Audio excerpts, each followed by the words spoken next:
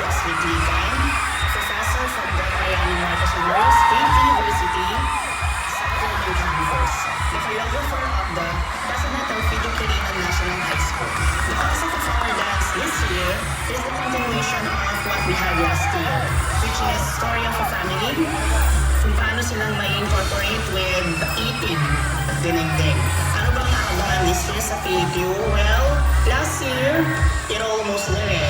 Halos kami yung nanalo, pero since hindi kami pinalad last year, ina-expect or expect ng lahat na mas gagalingan namin this year, and gaya na ng lagi ko sinasabi, aside from winning, yung friendship na nabuo is something na makakapag-insert doon sa mabubuo naming dance this year, which is inserted with love and more colorful performance.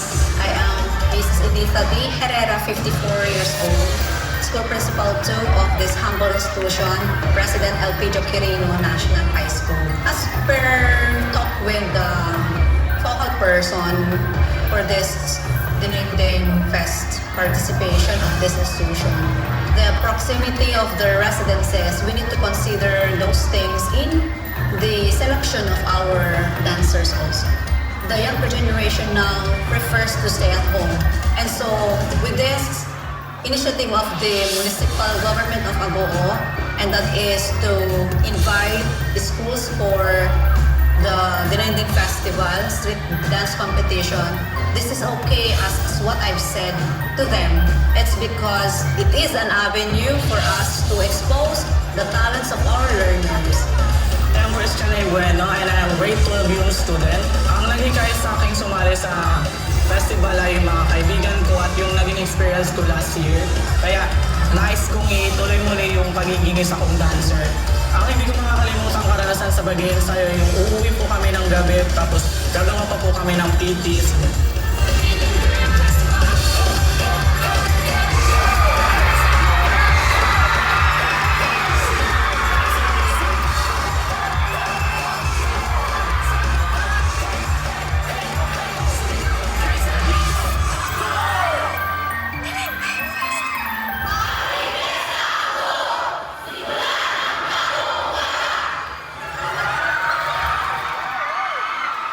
Natunghayan natin ang nakaraang taon ang pagsilang ni Franco at kung paano nalagpasan ng mag-anak ng pandemya ng dahil sa pagkain dinigdig.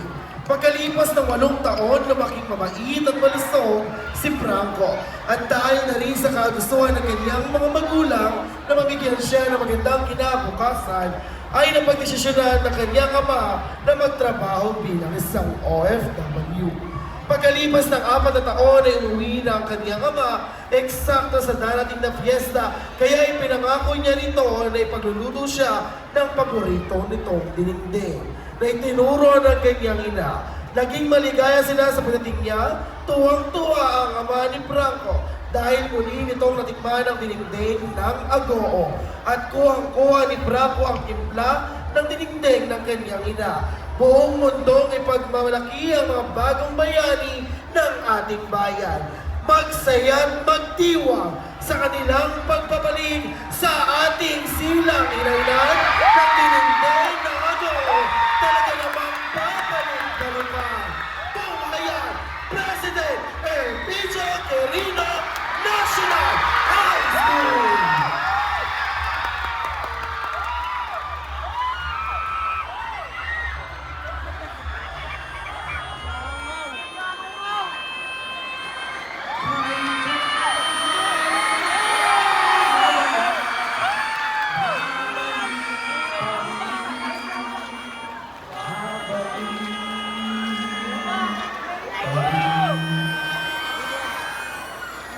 Magandang balita, anak. Makakauwi ako dyan sa nalalapit na piyesta. Talaga lang, Tay? Mabuti kang ganon! Tinuruan po ko ni Inang kung paano lutuin ang paborito mong dinigdig. Ipagluluto po kita pagdating mo. Maraming salamat, anak. Magkakasama-sama ng tayong muli.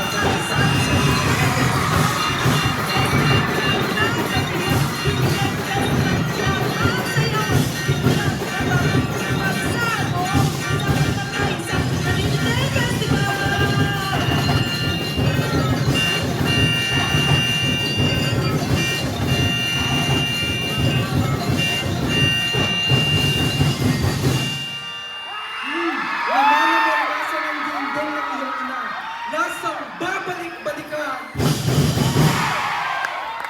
Bagong yugto, bagong tuntay, Agbyag Dinding Festival!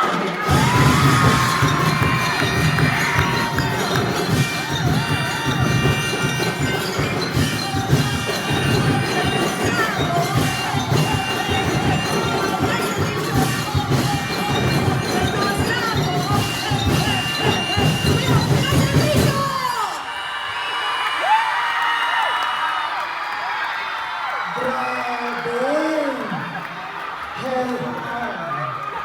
Wow! What an amazing